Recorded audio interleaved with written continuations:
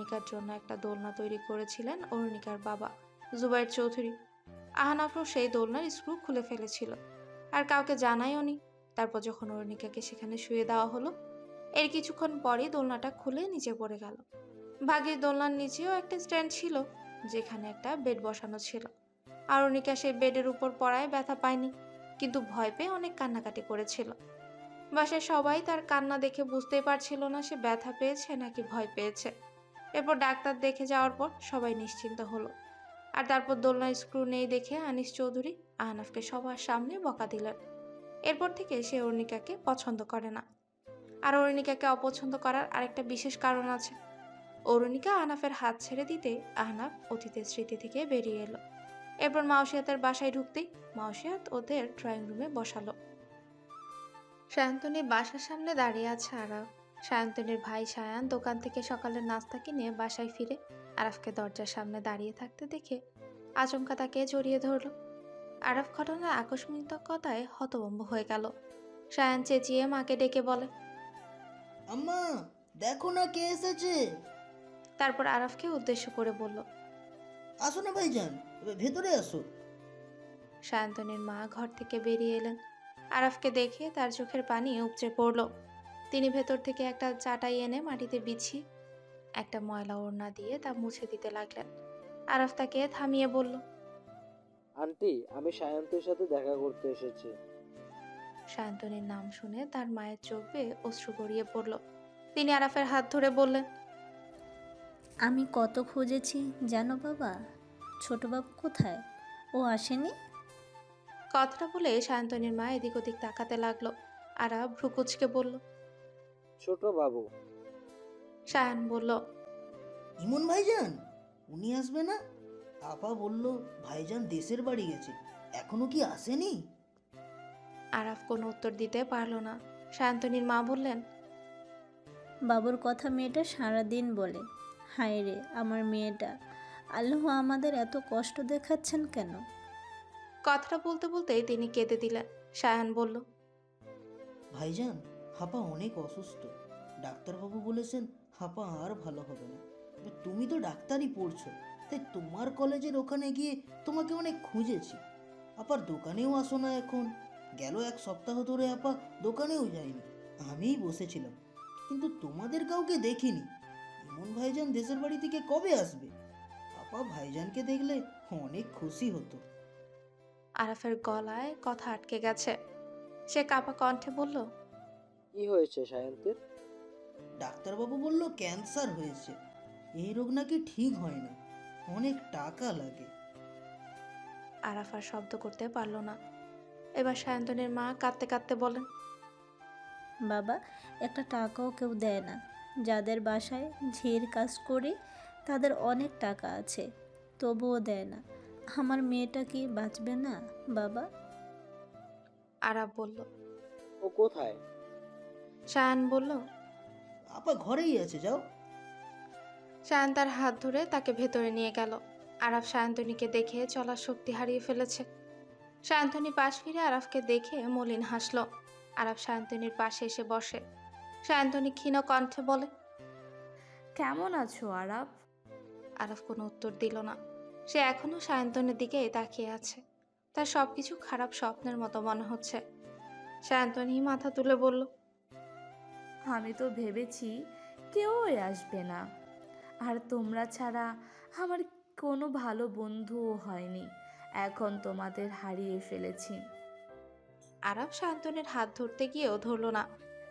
সায়ন্তনী বলল, আল্লাহ আমার পাপের শাস্তি দিচ্ছে। ইমনকে ভালোবেসে পাপ করে ফেলেছি হয়তো। আরাফ, নিজেকে খুব কুলুষিত মনে হচ্ছে। নিজের ওপর নিজেরই বিরক্তি এসে গেছে। সারাদিন জ্বর, মাথা ব্যথা, কাশি, এত রোগ কি ভালো লাগে বলো? এখন মরে গেলে এসব যন্ত্রণা থেকে মুক্তি পাবো। আরাফ কোনো কথাই বলছে না। সায়ন্তনী আবারও বলল, এই রোগ আল্লাহ তাআলার নিয়ামক হয়ে এসেছে। আমি এতদিন মানসিক কষ্ট থেকে মুক্তি চেয়েছি। আল্লাহ আমাকে শারীরিক কষ্ট দিয়ে মানসিক যন্ত্রণা ভুলিয়ে দিয়েছে। কথাগুলো বলতে বলতে সায়ন্তনীর চোখ বেয়ে অশ্রু গড়িয়ে পড়ল। আরাব পাশে পড়ে থাকা রিপোর্টগুলো দেখে বুঝলো সায়ন্তনীর এখন লাস্ট স্টেজ। আরাব বলল, এতদিন ধরে তুমি অসুস্থ ছিলে অথচ কাউকে জানাওনি? আমি বুঝতে পারিনি আরাফ এত বড় রোগ হবে, ওটা তো কল্পনাও করিনি। আমি তো ভেবেছিলাম অনেক দিন বাঁচবো, মা ভাইয়ের জন্য আমার বাঁচা উচিত। এখন আমি মরে গেলে ওদের কে দেখবে? সায়ন্তনীর কথায় আরাফের দম বন্ধ হয়ে আসছিল। সে কিছু না বলে ঘর থেকে বেরিয়ে গেল। সায়ন্তনীর মা চাটাইয়ের উপর পান্তা ভাত মেখে ছেলেকে খেতে দিলেন। আরাফ বেরোতেই তিনি বলেন, বাবা, আজ ঈদ, তুমি এসেছো অথচ তোমাকে কিছু খাওয়াতে পারছি না। ভাত ছাড়া বাড়িতে কিছুই নেই। মেয়েটা অসুস্থ, ওকে দেখতে হচ্ছে, তাই বাজার সদাই করতে পারিনি। এবার তিনি আঁচলের বাঁধন থেকে 50 টাকা বের করে দিয়ে বলেন, কিছু খেয়ে নিও, ঈদে এসেছো, কিছু খেতে দিতে পারলাম না। আরাফ সায়ন্তনীর মায়ের মলিন হাসিটা দেখে টাকাটা নিয়ে বলে, ঈদ মোবারক আন্টি, এখন চলি। আরাফ রাস্তা দিয়ে হাঁটতে হাঁটতে টাকাটার দিকে তাকিয়ে রয়, আর তার চোখ দুটো ছলছল করছে। অর্ধেক পথ যেতেই সে রাস্তায় বসে পড়ে। তার এখন চিৎকার করে কাঁদতে ইচ্ছে করছে, কিন্তু পারছে না। এদিকে ফোনটা রিং বাজে। পকেট থেকে ফোন বের করে দেখলো আহনাফের কল। আরাফ কল ধরতেই আহনাফ বলল, কোথায় তুই? আসবি না? আরাফ ফুপিয়ে উঠল। আহনাফের আশেপাশে মাওসিয়া তো তার কাজিনরা বসে আছে। সে একপাশে এসে বলে, কি হয়েছে আরাফ? আরাফ ভেজা কণ্ঠে বলল, আমি অলক্ষণে, অলক্ষণে। আরাফ কথাটা বলেই ফুপিয়ে উঠল। আহনাফ ব্যস্ত কণ্ঠে বলল, তুই এখন কোথায়? আরাফ রোডের নাম বলতে আহনাফ তাড়াতাড়ি বেরিয়ে পড়ে। তুর্য ইভানকে বলে, আহনাফকে দেখে মনে হলো কিছু একটা হয়েছে। এইভাবে হুট করে কোথায় গেল? ইভান সাথে সাথে আহনাফকে ফোন করে।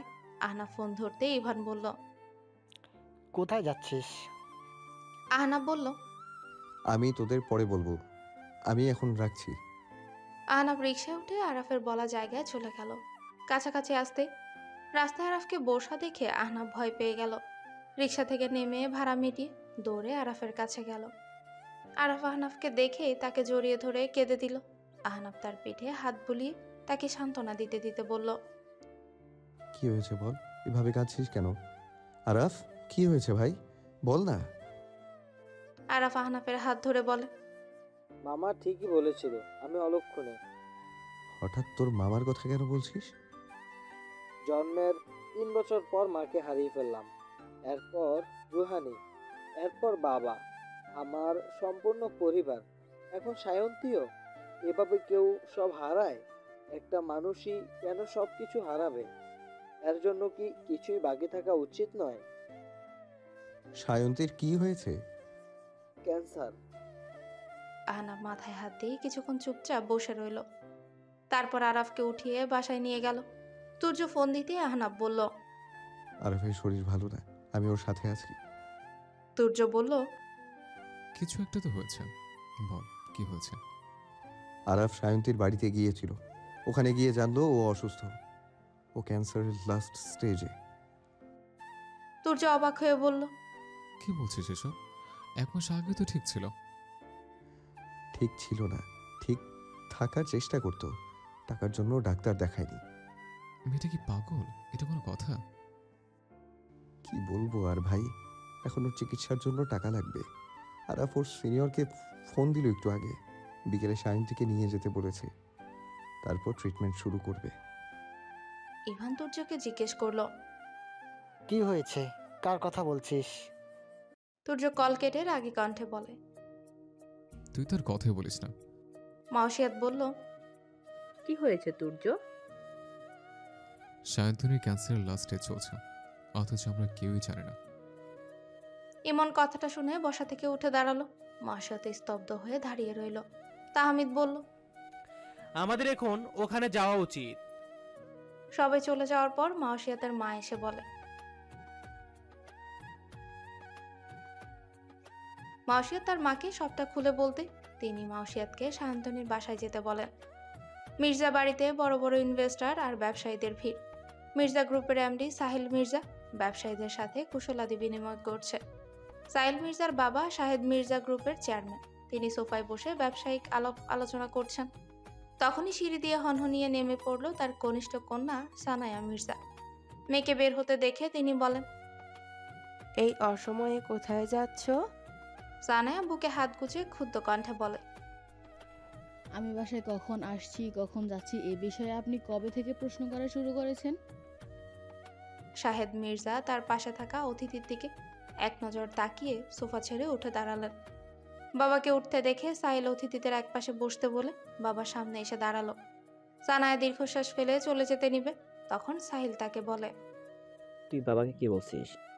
সানায়া বলল, তা তুমি তোমার বাবার কাছ থেকে জিজ্ঞেস করো।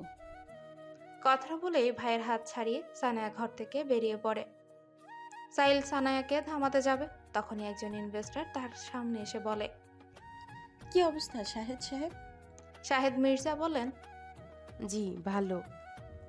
মিস্টার সাহেল তো এবার আপনার কোম্পানিকে অনেক দূর এগিয়ে নিয়ে গেছে।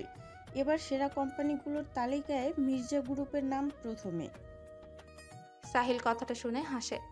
তখন লোকটা আবারও বলল, কিন্তু একটা সময় ছিল মৈত্রী গ্রুপের উপরে কোনো গ্রুপই ছিল না।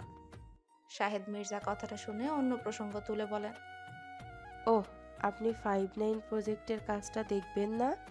তারপর তিনি সাহিলকে উদ্দেশ্য করে বলেন, সাহিল, তুমি ওনাকে আমাদের প্রজেক্টের কাজটা দেখিয়ে আনো। সাহিল লোকটাকে নিয়ে সামনে এগোতে লাগলো। লোকটা হাঁটতে হাঁটতেই বলল, সবাই জানে মৈত্রী গ্রুপের আসল শত্রু কে, কিন্তু সেদিন সেই ঘটনার প্রমাণিত হবে মির্জা গ্রুপের কোনো অস্তিত্বই থাকবে না। সাহিল বলল, দেখুন মিস্টার, শত্রু আর খুনির মধ্যে অনেক পার্থক্য। সব শত্রু খুনি হয় না, তবে সব খুনি শত্রু হয় না। এখন মির্জা গ্রুপেরকে আলাদাভাবে টার্গেট করাটা ভালো দেখাচ্ছে না। আর যখন প্রমাণিত হওয়ার প্রশ্ন আসবে, তখন দ্বিতীয় প্রশ্নটা বরং আমিই করি। কি প্রশ্ন? চৌধুরী গ্রুপের আর কোনো উত্তরাধিকারী জীবিত আছে যে সেই রাতটা আবারও পুনরুদ্ধার করবে?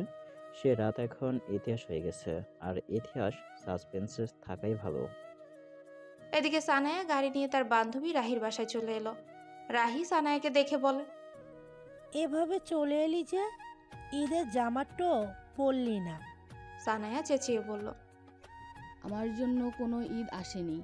প্রতি বছর ঈদের আগে টাকা দিয়ে বলবে, যাও ঈদের কেনাকাটা করে এসো। নিচে তো কখনো আমাকে শপিংয়ে নিয়ে যায়নি। আবার ঈদে কোনোদিন ডাকাডাকিও নেই। গড়বর্তী ওদের ফার্মের মোরগ মুরগিদের ভিড় থাকবে। ভাইয়া আর মিস্টার মির্জা সে ফার্মের মুরগিদের নিয়ে এখন ব্যস্ত। রাহি সান্ত্বনা সুরে বলল, সানায়া, ঠান্ডা হয়ে বস, চল আমার সাথে ঘুরতে যাবি। প্রতি বছর তোর সাথেই তো যাই। আচ্ছা আচ্ছা, আগে কিছু খেয়ে নে, আমি নাস্তা নিয়ে আসছি। না, খাবো না আমি। মিস্টার মির্জা কি একবারও আমি খেয়েছি কিনা জিজ্ঞেস করেছে? তার তো ছেলে খেলে চলবে, আমি তো তার কেউই না। সানায়া এসব বলতে বলতেই পা দাপিয়ে কাঁদতে লাগলো। রাহি তাকে শান্ত করার জন্য তাকে জড়িয়ে ধরে বলল, আঙ্কেল তোকে অনেক ভালোবাসে, আর মাঝে মাঝে বাবারা ভালোবাসা প্রকাশ করে না, কিন্তু সন্তানের তা বুঝে নিতে হয়, সাহিল বলেছিল। সানায়া রাহিকে থামিয়ে দিয়ে বলে, সাহিল ভাইয়ার কথা আমাকে বলিস না। এভাবে বলিস না, সাহিল তোকে অনেক ভালোবাসে। প্লিজ রাহি, তোর প্রেমিক তাই তুই ওর পক্ষ নিচ্ছিস। তুই বায়াস হতে পারিস, আমি না। I hate them. রাহি চুপ করে বসে রইল। সানায়া আবারও বলল, তোর চোখে সমস্যা ছিল, নয়তো তোর পছন্দ তো এতটাও খারাপ ছিল না। বেল বেজে উঠায় রাহি বসা থেকে উঠে বলে, তুই বসে থাক, আমি আসছি। রাহি দরজা খুলতেই সাহিলকে দেখে চমকে উঠল। সাহিল দরজায় হেলান দিয়ে রাহির পা থেকে মাথা অব্দি দেখে বলে, গর্জিয়াস। বিনা সাজে যাকে এত সুন্দর লাগে, মির্জা গ্রুপের অ্যাডমিন ওয়াফার হলে তাকে তো নারীর মতো লাগবে।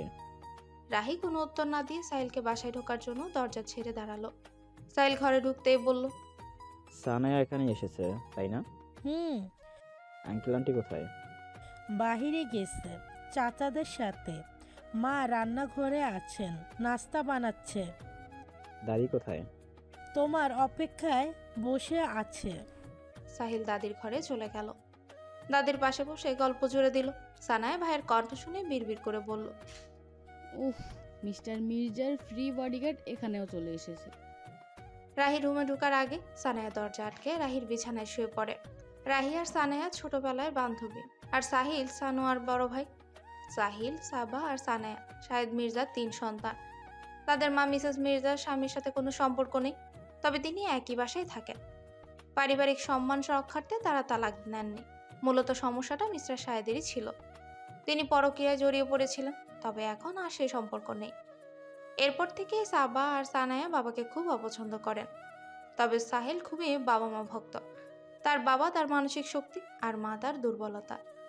সাহিল রাহিকে অনেক আগে থেকে পছন্দ করত, তবে রাহি যখন 9ম শ্রেণীতে উঠেছিল তখন এই সম্পর্কটা পুরোপুরি শুরু হয়। রাহির সাথে সম্পর্কে যাওয়ার পরই সাহিল মির্জার এমডি নিযুক্ত হয়। সাহিল আর রাহির বয়সে 15 বছরের পার্থক্য। বর্তমানে রাহি আর সানায়া একই বিশ্ববিদ্যালয়ে অনার্স প্রথম বর্ষে পড়ছে। অন্যদিকে সাহিল সোজাসুজি কথাবার্তা বলতে পছন্দ করে, তাই রাহি যখন কলেজ পাশ করে ফেলে তখনই সে রাহির পরিবারকে তাদের প্রেমের ব্যাপারে জানিয়ে দেয়। তবে মিডিয়ার কাছে রাহি সানিয়ার বান্ধবী মাত্র। 2 পরিবারের সম্মতি থাকলেও তারা বিষয়টা এখনো কারো সামনে প্রকাশ করেনি। জীবনটা যুদ্ধক্ষেত্র, এখানে টাকার জন্য যুদ্ধ করতে হয়। যার যত টাকা সেই জয়ী হয়। তুর্য যেদিন তার জমানো টাকা দিয়ে সায়ন্তনীর মা, ভাই আর সায়ন্তনীকে জামা কিনে দিয়েছিল, আহনাফ আর ইভান নিজেরাই গিয়ে বাজার সদাই করে সায়ন্তনীর বাড়িতে দিয়ে গিয়েছিল। শতাব্দী আর তাহমি তাদের বাসায় খাবার দাবার রান্না করে পাঠিয়েছিল। আরাফ আর ইমন সায়ন্তনীকে নিয়ে হাসপাতাল থেকে বাসায় ছোটাছুটি করেছে। মাউসিয়া তার ক্লাসমেটদের নিয়ে রাস্তায় রাস্তায় হেঁটে সায়ন্তনীর চিকিৎসার জন্য টাকা জোগাড় করেছে। 3 মাস কেটে গেছে, চিকিৎসাও চলছে। তাই হয়তো সায়ন্তনী এখনো বেঁচে আছে। আজ ডাক্তার বলে দিয়েছে চিকিৎসা বন্ধ করে দিলে সে মারা যাবে। আর চালালে আল্লাহ যতদিন তাকে বাঁচায়, তবে তার হাতে বেশি দিন সময় নেই। সায়ন্তনী কেমোথেরাপি দেওয়ার পর হাসপাতালের বেডে শুয়ে আছে। মাউসিয়া তার পাশে এসে বসলো। সায়ন্তনী মাউসিয়াতের হাতটা শক্ত করে ধরে বলে, পৃথিবীতে সবাই সব পায় না। আমিও হয়তো এই জীবনে যা চেয়েছি পাইনি, কিন্তু এখন আর আমার কোনো আক্ষেপ নেই। কেন জানো? মাউসিয়াত ফুপিয়ে কেঁদে উঠল। সায়ন্তনী বলল, অনেক ভালো বন্ধু পেয়েছি। যারা জীবনের শেষ মুহূর্তে আমার বন্ধু হয়েছে, তারাই আমার প্রকৃত বন্ধু। আমার তোমার প্রতি কোনো অভিযোগ নেই। মাউসিয়াত ভেজা কণ্ঠে বলল, আই এম সরি, আমি তোমাকে অনেক অনেক বেশি কষ্ট দিয়েছি।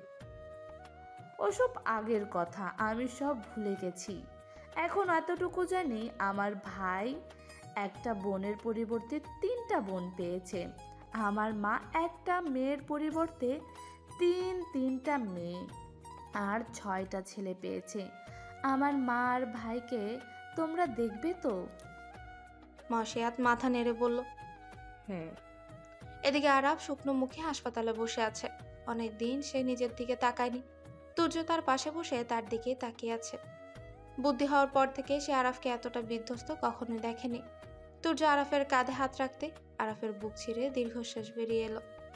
এখন শুধু নিশ্চুপ অপেক্ষায় দিন কাটছে। প্রতিটি সেকেন্ডই ভীতি নিয়ে আসছে, যদি এখনই কোনো খারাপ খবর আসে।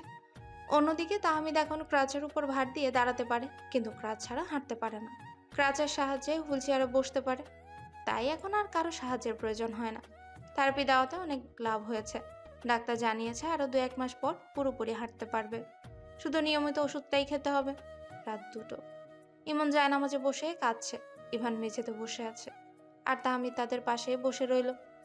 ইমন মোনাজাত শেষে ইভানের দিকে তাকিয়ে বলে, ভাই, ওর কিছু হবে না তো? ইভান কোনো উত্তর দিল না। ইমন জায়নামাজে কপাল ঠেকিয়ে রেখেছে, কিন্তু আজ তার ইচ্ছেটা যেন পূর্ণ হওয়ার নয়। হঠাৎ সায়ন্তনীর শরীর বেশি খারাপ হয়, তাকে হাসপাতালে ভর্তি করা হয়েছিল। আরাফ, তুর্য, আহনাফ সেখানেই গেছে।